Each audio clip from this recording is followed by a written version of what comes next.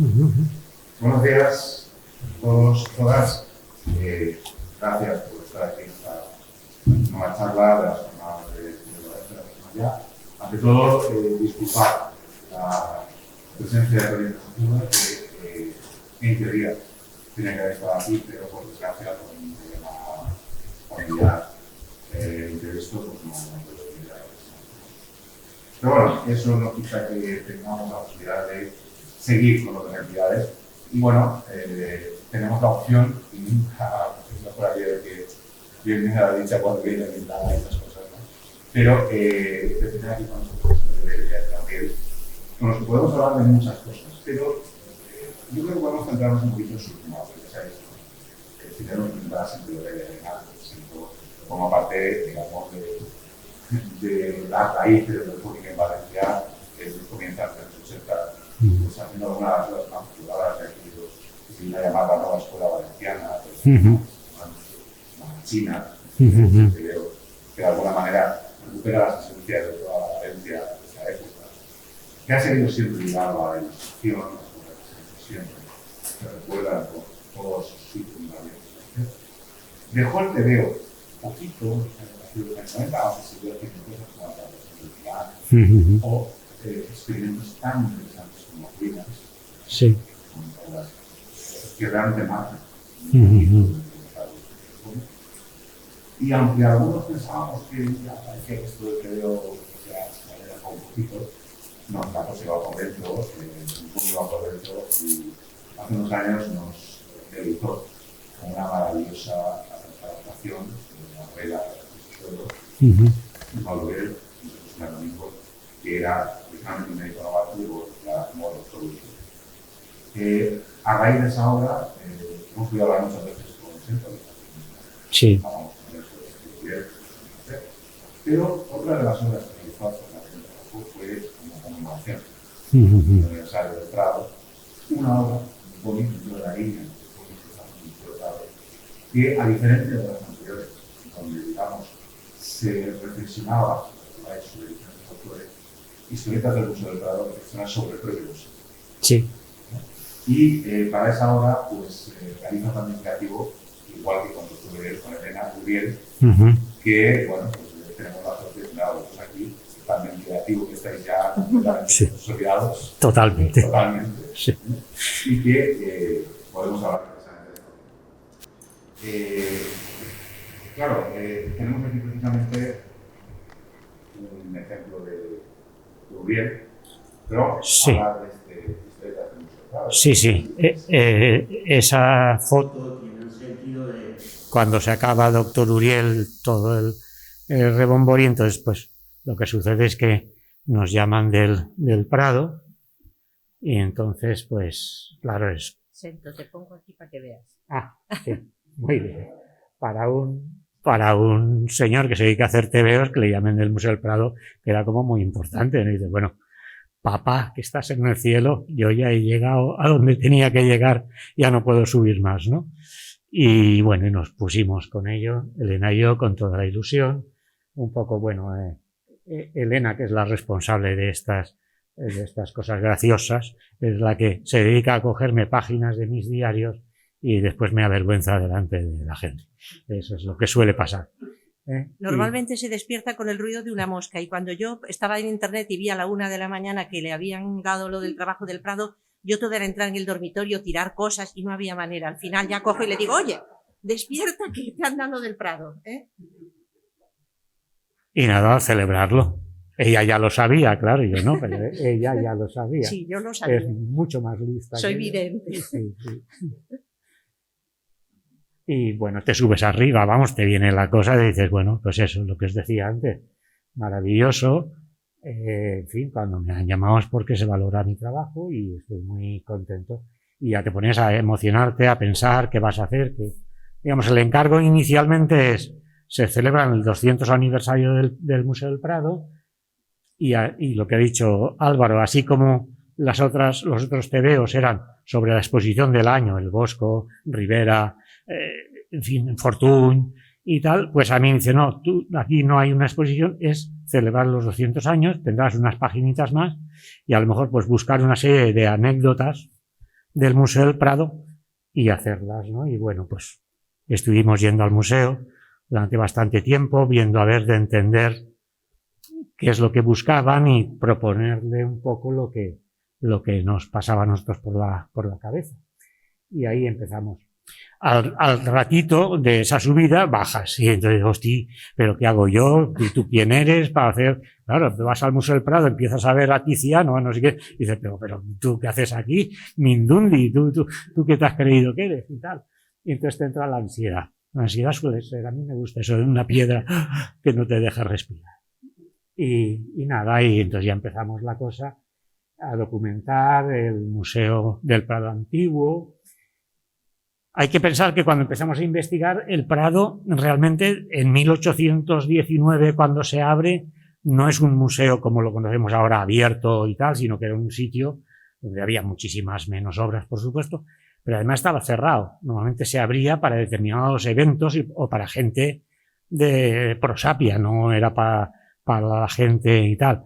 Y cuando empiezan ya a abrirla, a mediados del siglo XIX, lo que pasaba es que la gente a lo mejor se metía allí pues porque había calefacción o porque estaba lloviendo y tal. Entonces, no, esto. Y entonces, durante mucho tiempo estuvo bastante cerrado. Incluso había una sala especial, como ¿sabéis los videoclubs estos que tienen una sala para los pornos? Ahí escondido. Y ahí tenían, pues, la maja de Goya, el Tiziano de no sé qué. En cuanto salía una tetilla o algo, pum, lo metían en ese sitio para que no cualquier persona se ofendiera con estas cosas. La portada un poco la tuve clara desde el principio. Se iba a llamar Historietas del Museo del Prado, no íbamos a inventar nada. Y a mí me gustaba la idea de un personaje que... La idea era hacer un personaje que de alguna manera fuera el hilo conductor a través de todas las anécdotas que íbamos a poner, que como veréis, pues se desarrollan en años diferentes, ¿no? Entonces es un celador, ¿cómo se llamaba eso? Un conserje, ¿cómo se llaman los señores? Un vigilante del museo. Y ahí se me ocurrió un poquito la idea de hacer como el hombre enmascarado, que tiene 400 años, ¿no? Pues eso es un poquito igual. Un señor que, de alguna manera, pues, trabaja en el Museo del Prado, pero después trabaja su hijo, después trabaja su nieto, con lo cual tenía siempre un etelvino, que se llamaba así, el señor este, que no es real, es una ficción, y que va a estar siempre. Y bueno, me parecía que el estar ahí un hombre importante dentro de... Eso era como el grafoscopio, que eso, no sé si veis, en la manivela esta ibas pasando y ibas viendo todo el museo. Eso es del siglo pasado, ¿no? Prácticamente, o de principios del XX. Y ahí estaban, como veis, los cuadros estaban amontonados, eran maravillosos porque parecían viñetas de tebeo, ¿no? No era ese cuadro con su aire alrededor y tal. Y bueno, ya de pronto pues ya te pones en modo automático. Y para mí, en general, la diferencia entre hacer una ilustración o hacer un tebeo, un librote, pues es que hay un momento en que te tienes que ir obsesionando y ya cuando te obsesionas ya es no pensar más que en la siguiente, o sea, tener para mañana a las 8 de la mañana una página a mitad, una página que acabar, una página que empezar. Es la manera, porque si no, cuando te planteas un centenar de páginas mínimo o más, como te pongas así a dudar y a tal, mejor es que dudes mientras dibujas, ¿no? Mientras dibujas vas dudando. Y entonces ese era un poco el dibujito este. Y aquí quisimos poner los marcos que salen en las guardas, nos pidieron que fueran ilustradas las guardas, y entonces nos parecía que ya había demasiados dibujos dentro del libro como para ilustrarlas, entonces pensamos en poner, y son marcos del Prado, es decir, todo este montaje está hecho con marcos del Museo del Prado. Aquí está trabajando ya. Ahí en plan, me doy cuerda y empiezo. Esto es una curiosidad. Yo normalmente tengo una plantilla porque me gusta mucho trabajar de alguna manera bastante reglado. No me gusta, para mí, en otro, a lo mejor en otro autor sí que me pueden llegar a gustar, pero para mí me gusta más la cuestión de que tenga un cierto orden, ¿no? Y no pasarme de ahí. y las compongo así, y empiezo a hacer unas rayas, empiezo a poner unos primeros diálogos a partir de que ya sé lo que voy a contar. Me gusta trabajar también poniendo lo hacemos muchos, no es que lo he inventado yo, poniendo el escenario, y a partir del escenario ya después le incorporo, como veis encima, la acción, los personajes que salen y tal, o acerco cámara, alejo, y ese es un poco el sistema de trabajo. Entonces, como os decía, hay varias historias. Al final no, creo que eran 7 o por ahí va la cosa. Matilla, que es el conservador de grabados y dibujos del Museo del Prado, que es el que nos lo encarga, quería un poco esto, no quería una historia del Museo del Prado, sino, y tampoco quería que habláramos de Velázquez ni que habláramos de Tiziano, porque para eso están ellos, que saben muchísimo más que un dibujante de TVO, claro. Entonces se trataba de hablar más del museo que de las obras de dentro del museo. Y a partir de ahí es como funcionamos. La primera historia, bueno, el libro empieza primero con una reflexión escrita que hace él y al que yo ilustro un poco sobre el nacimiento del museo y el cabreo de Goya, que a Goya lo ponen con sus contemporáneos y él dice que no, que él quiere estar con los buenos, quiere estar con Velázquez y que no lo pongan con Vicente López ni con gente de esta, ¿no? Y se ve que al Goya no le gustó mucho la historia, ya es un abuelo, ya es un señor mayor, cabreado de estos con más genio y tal. Bueno, lo digo porque realmente prácticamente el siglo XIX pasa y la primera anécdota que encontramos fue un recorte de prensa en el que Mariano de Cavia, que era el director del periódico El Liberal, hizo una cosa muy graciosa, que es un poco como aquello de la Guerra de los Mundos de Orson Welles, ahora después, que es contar una mentira en el periódico. Entonces hace un artículo diciendo: anoche se nos quemó el Museo del Prado, nos hemos quedado sin el Greco, nos hemos quedado sin Velázquez, porque la vida era así, y en fin, y ahí no estaba bien conservado, no estaba bien vigilado, y se nos ha quemado. A la gente todos flipando, se van corriendo al Museo del Prado a la mañana siguiente y ven que es mentira, que no se ha quemado nada, pero un poco de alguna manera este señor, el Mariano de Cavia, está denunciando el mal estado en el que está el museo. Sí, que además coincidió justo que se quemó el Museo de Brasil, creo, un museo en Brasil, cuando lo estábamos dibujando. Que la foto esa es de ese museo, ardió el museo, entonces venía estupendo. Hicimos anécdota, yo cuento las anécdotas. Sí. En la imagen esa donde se están quemando, Sento había dibujado quemándose la maja desnuda de Goya, que se quemaba por ahí por los aires, como era muy reconocida. Y enseguida nos llama Matilla, no se puede quemar esa maja. Y yo, uy, ¿por qué no? Dice, porque no estaba todavía en el museo, llegó 10 años después. O se la había llevado. Entonces, tuvimos que quitar la maja y poner otra desnuda, que es de Tiziano, creo, porque eran ortodoxos hasta eso. Sí, no, el Matilla era esa estatua, ¿no? Ese pasillo aún no estaba así. Y claro, bueno, pues se agradece, ¿no? Ya se agradece tener un corrector tan documentado. Está documentadísimo, porque... Y eso, entonces esa es la primera historia, digamos, esa especie de gran mentira, en el que sale el ministro, el tío en el artículo escribe que va el ministro, que el ministro, en fin, que era Linares Rivas, todo preocupado porque, en fin, nos hemos quedado sin museo y patatín. Y bueno, esa era la primera anécdota. Claro, pensar que teníamos que contar anécdotas de 6, 7, 8 páginas, como mucho, ¿no? Porque habían historias del Museo del Prado, a lo mejor lo de la guerra, aquello del traslado y tal, era una gran historia, a lo mejor, para hacerla. Pero Matilla quería unas pinceladas, digamos, poder hablar de eso y poder hablar del año 2008 también, ¿no? No, y mientras tanto explicaba que en el Museo del Prado se calentaban con estufas de leña y tenían el almacén de leña debajo, con lo cual era una bomba de relojería. Total. Entonces, a raíz de eso... Y arriba, en las golfas de arriba, vivían los empleados. Y vivían, quiere decir que cocinaban, que vivían allí. Y tal. Ese es el Mariano de Cavia y, bueno, pues un planteamiento de página, como veis, a partir de los... Pues nada, un poco la documentación de cómo van... Cuando se declara el incendio, claro, todos los empleados salen a intentar salvar lo que puedan, ¿no? Y tratan de salvar alguno que otro. En la siguiente foto, ahí se ve, si no sé si lo veis, es muy curioso, lo de el sistema de antiincendios de la época.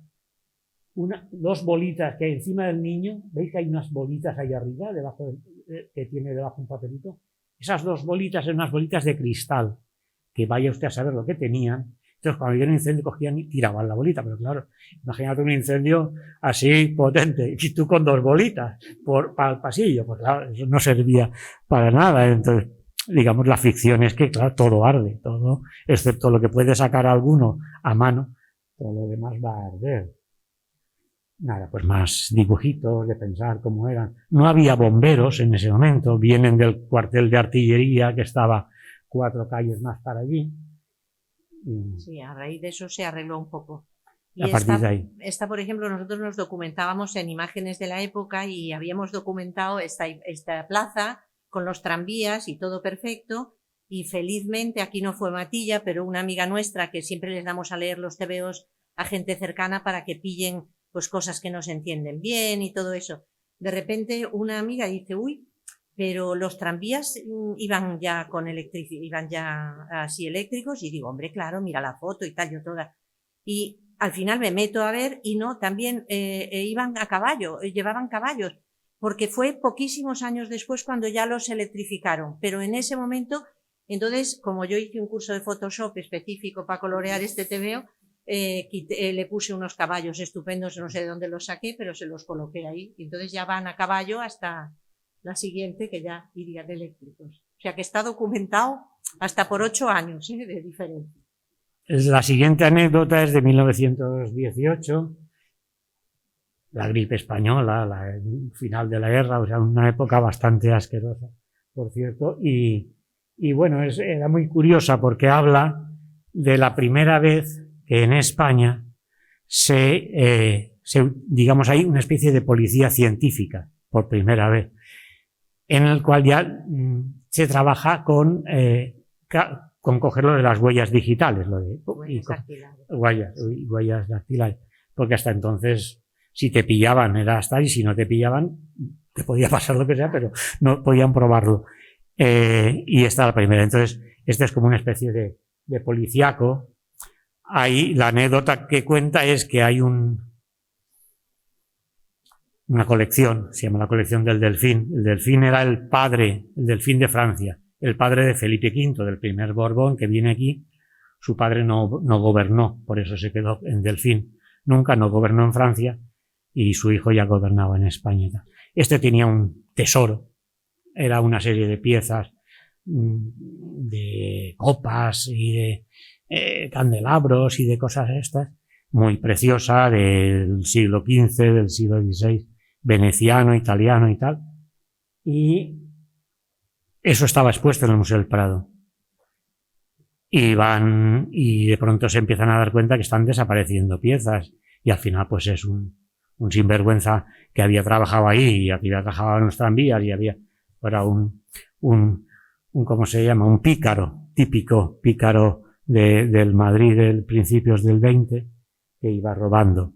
Y es un poco cómo lo van a ir pillando, y como al final le dice, no, es que sabemos que eres tú. ¿Cómo sabéis? Pues porque tenemos tus huellas. Y claro, que él se queda flipando, coño, mis huellas, ¿cómo es eso? Y tal. Yo un consejo, terrible. Si vais al Prado, nosotros tuvimos el privilegio de, cuando estuvimos allí, porque fuimos varias veces al Prado, de ver cómo estaban restaurando el tesoro del Delfín. Pero no solo el tesoro del Delfín, las piezas, sino las cajas. O sea, cada pieza de estas, cuando vayáis al Prado veréis, las cajas a mí me gustaban casi más que el tesoro. Sí, sí. El tesoro valía mucho, pero era un poquito horterilla. Pero las cajas tenían la forma de las piezas, unas cajas complejísimas de cuero, de madera y tal. Y estaban, sí, como lo de un, ¿cómo se llama? De un violín, sí, que tiene la forma del violín. Sí. Pues eso, pero si era una copa, tenía forma de copa. Y muy curiosas. Y ahora hace relativamente poco, hace un par de años o 3, inauguraron, que está ya fija, una exposición fija, que es el tesoro del Delfín. Y vale la pena, ¿eh? O sea, tiene primero unas explicaciones y después es impresionante el ver el tesoro. De lo que se encontró casi todo, pero él lo que hacía, como este era un pícaro, efectivamente, él muchas piezas las mutilaba, es decir, cogía las alas que eran de oro, cogía tal, o sea que hay mucha destroza, pero se encontraron muchísimas piezas. Y lo que no podía vender lo tiraba por la claveguera, Sí. o sea que ahí se perdieron una serie de piezas importantes. Aquí sigue siendo sufriendo. Es mi sino. Bueno, mi sino y el de la mayoría de mis compas. Aunque no lo decimos mucho, pero Elena sí lo dice. La bomba. Así, la bomba. Una anécdota muy curiosa, y es que en el año 2003 se hace una exposición que se llamaba Arte Protegido. Sí, sí, creo que sí. Arte Protegido o algo así, sí, ¿verdad? Y montan una exposición sobre precisamente lo que durante la Guerra Civil hay unos bombardeos de los alemanes que están buscando el hotel no sé qué, que estaba enfrente del museo, donde estaba la delegación soviética, en el año 36, hablamos en noviembre del 36, y tirando bombas así, pues alguna les cayó por los alrededores y cayeron un par de bombas en el Museo del Prado, que encima eran unos bombardeos muy canallas, porque lo que hacían era que daban una pasada con bombas destructoras que te rompían el edificio o te hacían muchos agujeros, y la segunda pasada era bombas incendiarias, para que una vez ya estaba bien roto, que tiraban las incendiarias para quemar. Eso es lo que va a hacer que a partir de noviembre del 36 se organice la gran expedición de tratar de salvar el tesoro del Prado y tal. Y en una de esas visitas al Prado nos llevan con mucha prosopopeya. A mí eso Sí, me sí. llenaba me asombraba muchísimo, a los sótanos con mucha seguridad. Y entonces nos llevan a unos sótanos que ponía objetos medianos. Estaban divididos Sí. objetos pequeños, medianos, cuadros grandes, cuadros tal. Y en los objetos medianos, un señor con guantes blancos que se ve aquí, nos abre una puerta muy privada, muy así de seguridad, saca esa caja, abre la caja y saca la bomba. Y nos tienen la bomba ya catalogada como un objeto que está en el museo y que formó parte de la exposición del arte protegido. Cuando están montando la exposición, un día llega un señor y les dice: oiga, que yo tengo un objeto un objeto de esta época de la guerra, y tengo una bomba en casa. ¿Usted tiene la bomba? Sí, pues mi padre trabajaba aquí, patatín, o estaba de guardia o algo. Y en efecto, pues el miliciano pues encontró una bomba de las que quedan en el techo sin explotar, y hay fotos y todo de la bomba incrustada en el techo sin explotar, y el hombre tranquilamente se la lleva a su casa. Y tal, la mujer encantada, cuando le ve con un paquete, dice: coño, salchichón, qué bien. Abre y ve que cuando ve que es una bomba, dice: tú eres tonto, ¿no? Yo creí que sería pan o algo para comer y tal. Total, que el hombre que te cuenta esto, que es hijo de estas personas, dice: no, esto ha estado toda la vida en el armario de mis padres allí y tal. Y efectivamente lo ven, y cuando lo ven, alguien dice: esta bomba está por explotar. Entonces había estado 60 años en el armario de los padres y tal, y entonces tienen que llamarlos CEDA y desactivarla y todo el rollo, y esa bomba acabó en la exposición y después ahora es objeto de arte, ¿no? Digamos que esa bomba se convirtió en un objeto de arte. El meterte en las catacumbas del Museo del Prado es una delicia, claro, os imagináis, es un privilegio que a nosotros nos encantaba cada vez que podíamos ir a cotillear y a ver cosas. Era una maravilla. En general, este trabajo, además de lo que te diviertes en sí por el hecho de hacerlo, pues el hecho de estar ahí dentro y de conocer todos los entresijos fue maravilloso. ¿A que sí? Sí.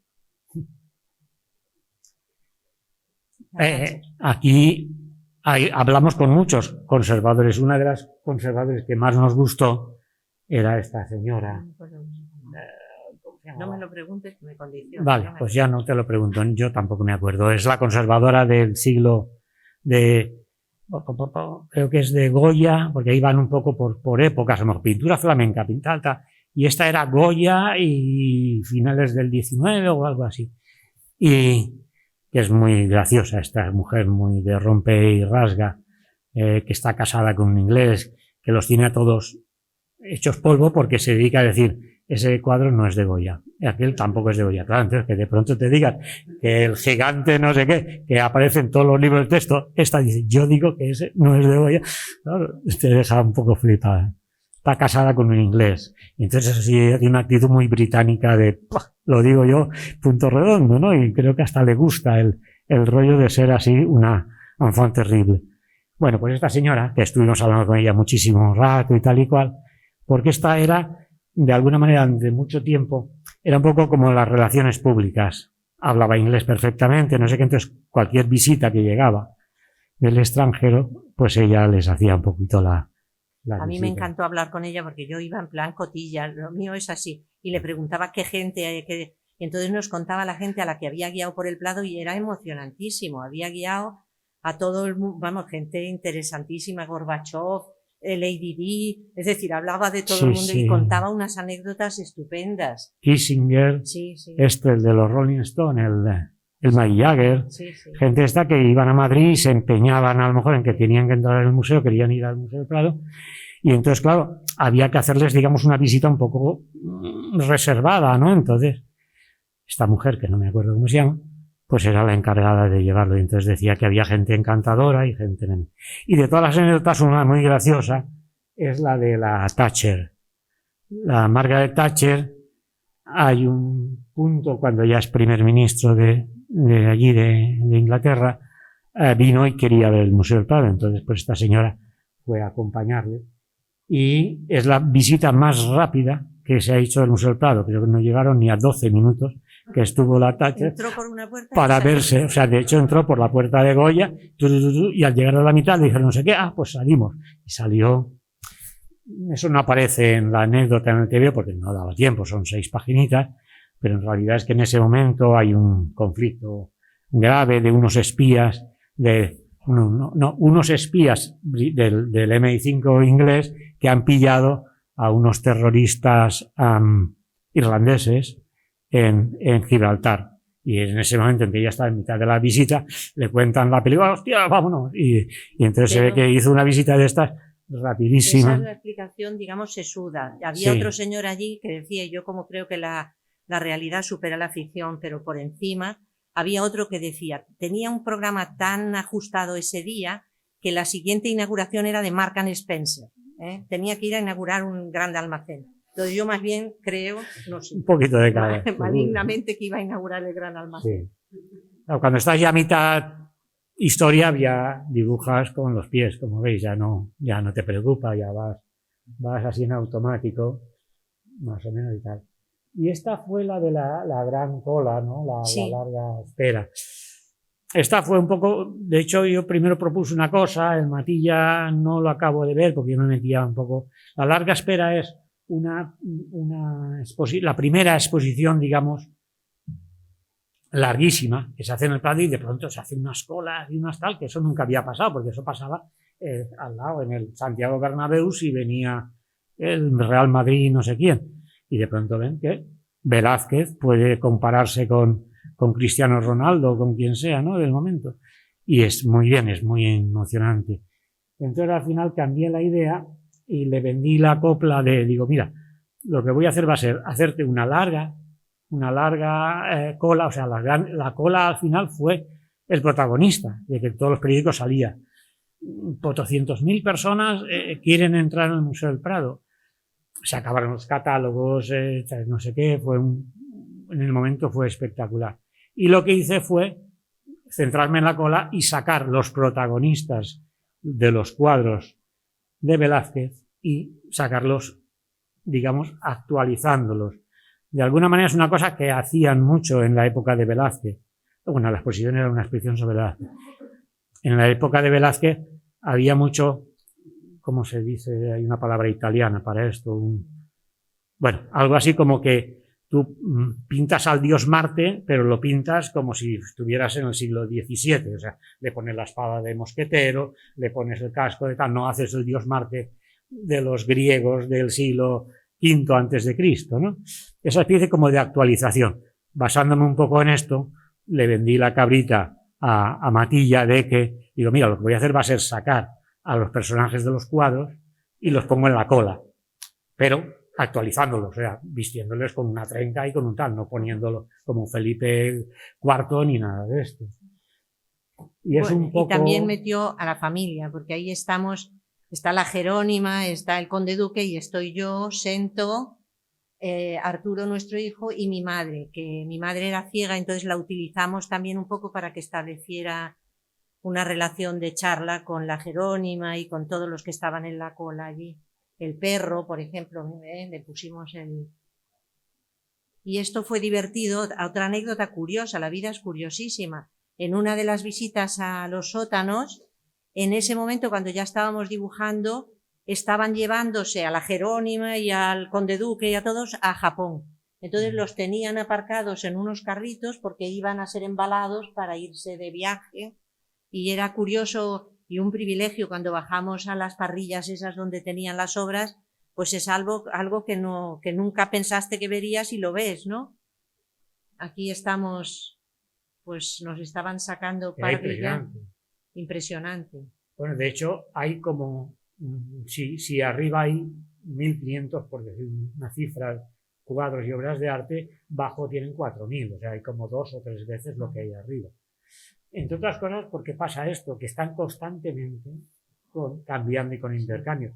Hay lo que se llamaba la brigada, o no sé qué, sí, que eran gente que trabajaba por la noche y lo que hacían era quitar ese cuadro, poner otro, entonces estaban todo el rato cambiando cuadros y tal, para que la gente cuando entra a las 9 de la mañana no vea un hueco ahí, claro, pero están todo el rato cambiando los cuadros. Y el ver a los de la brigada era emocionante también. Y bueno, la historia era esa, al final es una cola, y encima, eso era verdad, en realidad no había una cola, habían 2, una para sacar la entrada y otra para entrar al cabo de... O sea, tú comprabas la entrada y te decían, claro, no había internet ni por eso, y te decían, pues para el martes. Entonces tú el martes volvías con tu entrada y entonces ya entrabas por la cola de los que van a la puerta, no por la cola de las taquillas. Un poco ahí la cosa está en y está lleno, pues eso, el Papa Inocencio, el Juan de Pareja, el esclavo pintor. Juan de Pareja era el esclavo, Velázquez tiene un esclavo, que es pintor, un esclavo que ha comprado en el norte de África, era un africano de estos, uno del norte. Y que pues, bueno, siempre fue pintor, pero cuando muere Velázquez, que Velázquez lo manumite, le da la libertad, al final cuando se muere, no antes, ya cuando se muere, ahora ya tú mismo. Bien. Seguimos trabajando. Seguimos con la cabeza llena de cosas. Y bueno, pues esta me gustó mucho porque era una investigación que se hace sobre un cuadro que no se sabe quién es el autor. Y el autor es Bruegel. Para mí Bruegel es uno de los pintores, quizá, si no es el número 1, es el número 2, vamos, que me encantan del mundo. Pintor del 16, holandés, que es pintura de costumbre, es muy tebeero en ese sentido. Ya los holandeses y la gente esta pues ya tenían esa tradición que después saldrá en los tebeos, en la escuela franco-belga. Es decir, que ves esos cuadros que hacen que son muy profanos. De hecho, esta historia va sobre un cuadro que se llama La fiesta de San Martín y del vino de no sé qué. Y el cuadro es un grado muy grandote, es toda una gran borrachera sobre un tonel, que se llama la fiesta del vino, que es cuando, en no sé qué época, pues ya han hecho el vino, han hecho la cosecha y tal igual, y en una esquinita está San Martín partiéndose la capa con el pobre, pero vamos, de 200 habitantes en el cuadro, uno es San Martín, los restos son borrachos que van por ahí. Y dices, coño, mientras que aquí estábamos haciendo cuadros de gente transida por el dolor o por la en fin, la visión de... Y volviendo a la casualidad, que a mí es lo que me llama la atención en la vida, ella contaba, la restauradora, que los ojeadores del Museo del Prado habían acudido a una casa para ver un cuadro muy importante de algún pintor muy importante. Y al entrar por el pasillo de la casa, uno de ellos se fijó que en el pasillo había un cuadro muy deteriorado y le llamó la atención y dijo, uy, este cuadro parece de Bruegel. Entonces, cuando llegó, lo comentó. Bueno, entonces empezó un proceso no con el cuadro que iban a ver, que creo que también lo compraron, sino con el del pasillo. Lo cogieron y efectivamente, aunque era un cuadro que Bruegel solo pintó, creo que 2 cuadros que se sepa, sobre tela, sobre una tela muy finita. Y es muy diferente, la verdad, porque este es un Bruegel muy conocido. Es el triunfo de la muerte o algo así, me parece. Sí. Este es el que estaban restaurando cuando nosotros estuvimos ahí, que presenciamos, que era precioso, nos pudimos acercar, sí. Que no te dejan nunca en los museos acercarte, pues nos acercamos, pero el cuadro era me parece, ¿no? Sí, ese es el de la fiesta del vino. Que era un cuadro muy diferente, si lo veis, de colores y de todo, no tenía mucho que ver, pero aquel ojeador se empeñó y sí que cuando después de un proceso descubrieron la firma, o sea que sí que creo que fue una fiesta porque no lo tenían muy claro. Claro, es que en realidad, digamos, se lo compran a la familia esta, era una familia de ricachones de Madrid, y le dice, si no es conocido, vale 100 pesetas, y si es lo que nos tememos que pueda ser, pues valdrá 1000, ¿no? Y en efecto están 1 año y pico restaurando, la restauradora esta, y al final sale. Hay un momento emocionante en que limpiando, en el fondo sale Bruegel. Claro, era un cuadro poco catalogable como de Bruegel, porque Bruegel siempre trabajaba óleo y en tabla, que era lo que hacían los holandeses de pro en esos años, y este es un cuadro sobre tela, encima era sobre una tela, no me acuerdo cómo se llama, pero vamos, era una sábana, una sabanilla, era muy finita, y encima era como muy aguado, que Bruegel no suele trabajar así. Y entonces por eso era muy poco reconocible como tal, pero se ve que hizo unos cuantos así de estos. Sí, mira, en esta foto ahí, en la viñeta esa, sí que se ve que además ella lo contaba, como limpiando, de repente encontró, esa es una reproducción, se ha reproducido, pero que apareció la firma. Y bueno, se organizó una allí, claro. Que al fin todo el mundo, el museo, los ministros, todo fue una fiesta auténtica. Sí. Y muy bonito. Bueno, la visita, cuando estudié Bellas Artes, hice la especialidad en restauración.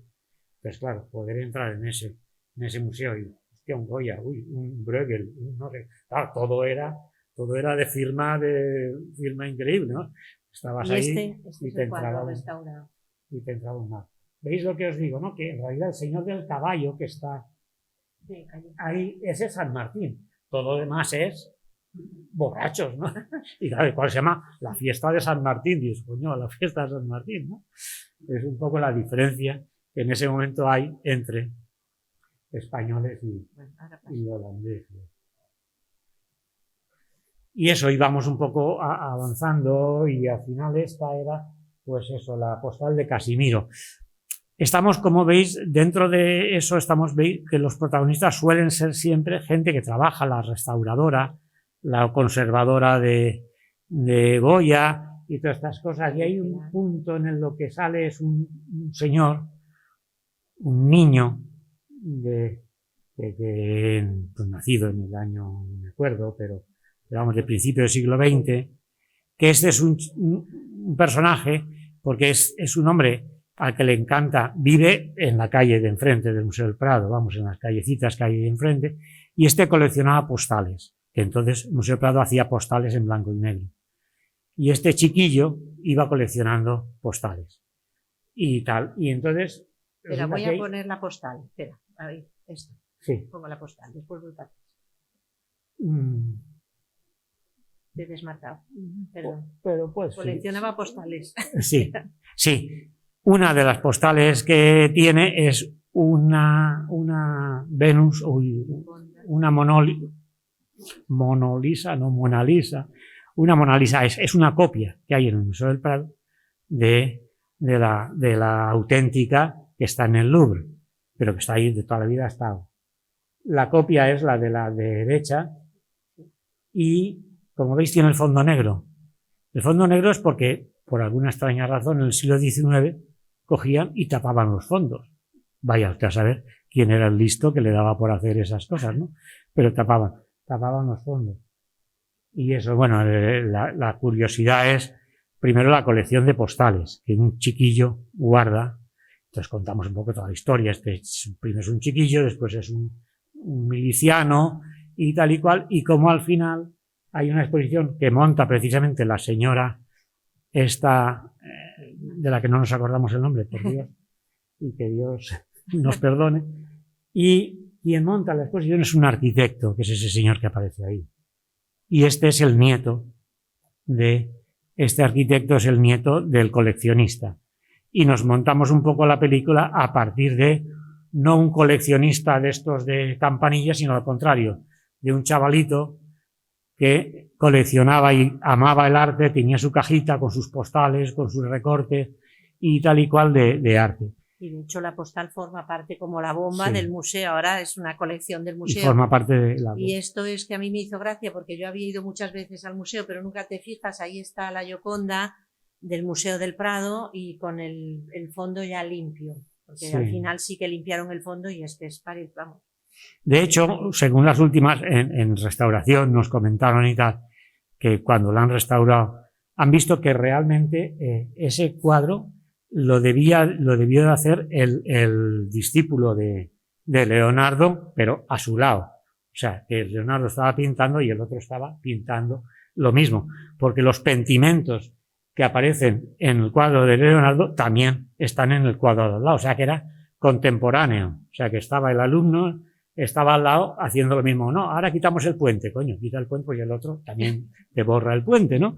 Es muy, muy curioso y está muy bien. Y bueno, ver, pues sí, esa es un poquito la... Este lo hemos puesto porque hubo un momento que en la historia de la postal no sabíamos cómo acabar. Es decir, el señor coleccionaba postales, estaban allí y decía, ¿y cómo se acaba esta historia? ¿Cómo?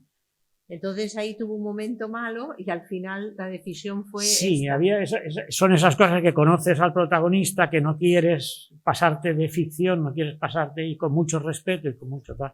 Entonces al final lo que pasa es que en realidad paralelamente hay una visita de una niña con su madre y la niña al final acaba también comprando postales y tal, con lo cual le das la seguida a esto y un poquito fue así.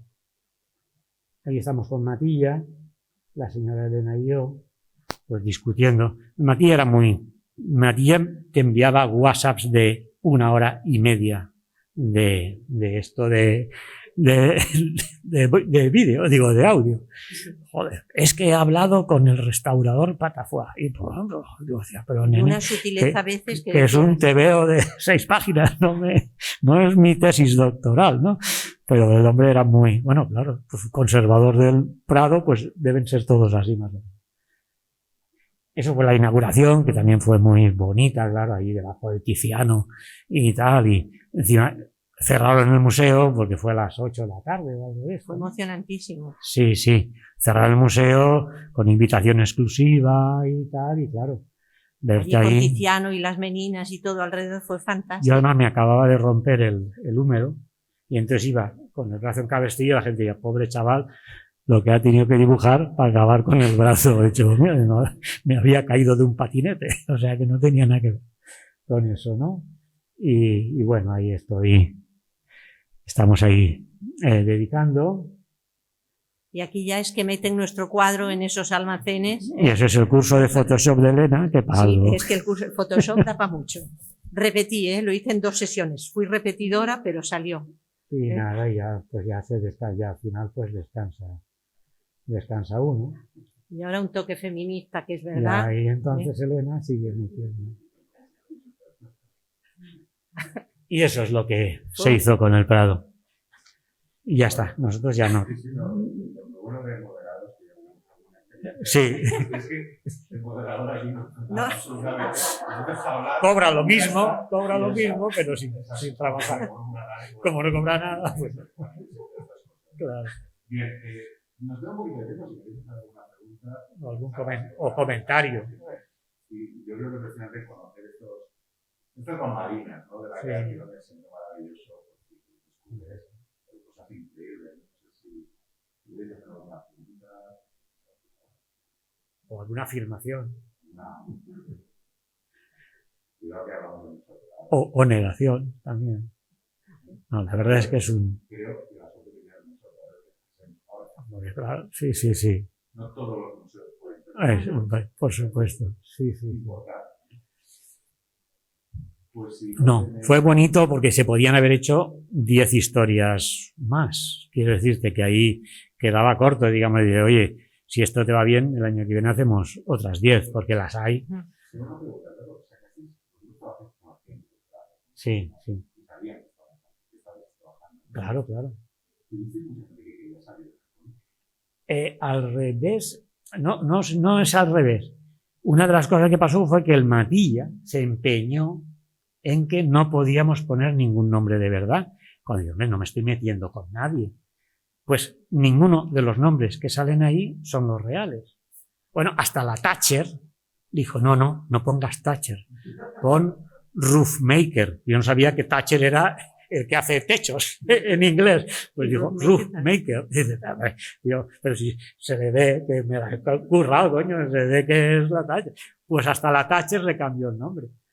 Entonces, pero lo peor es que les curioso. cambió a la Thatcher a un tiralí, porque yo entiendo que a lo mejor era una cosa diplomática, que no podías poner a esta señora corriendo por el Prado, pero la gente normal que tenía unos nombres estupendos, Elisa, Mari Carmen y todo, les puso unos nombres de estos así esotéricos y tuvimos que hacer un papel, una lista traduciendo. Sí. Elisa se llama Rosamunda o algo así, o sea, para es no que encima perdernos. Nos propuso unos nombres porque al que final, dicen, oye, pero que son personitas, no hay que castigarlas así, ¿no? Pero bueno. Sí, no sabemos por qué, había cosas que no se sabían. Fue curioso. No, y la verdad es que sí, la gente estaba encantada de que se hiciera esta cosa. Porque claro, estaba dedicado a ellos, a los de dentro. Los cuadros, excepto el de Bruegel, digamos que en realidad el protagonista no es Bruegel, sino la restauradora que se pasó 1 año y medio y que de pronto un día, coño, la firma, tal, va, emoción y tal y cual, ¿no? Y se confirmó lo que ella sospechaba. Y eso, en general. Sí. Y lo que es. Sí. Y además a la gente, a nivel de ventas, se ha vendido muy bien. Claro, son historietas del Prado, con lo cual, quiero decirte, con todos los respetos hacia mis compañeros, cuando hablas de Rivera, al que le guste Rivera, bien, pero si no te gusta Rivera, pasas. Aquí, en cambio, como hablas del Museo del Prado, pues hay mucha gente que, bueno, el Museo del Prado en sí ya es. Y entonces se ve que el Matilla nos ha dicho que ha tenido muy buenas ventas. En algún momento. Muy bien. Y nada, solo agradeceros que vosotras y por supuesto, muchísimas gracias. Gracias a vosotros.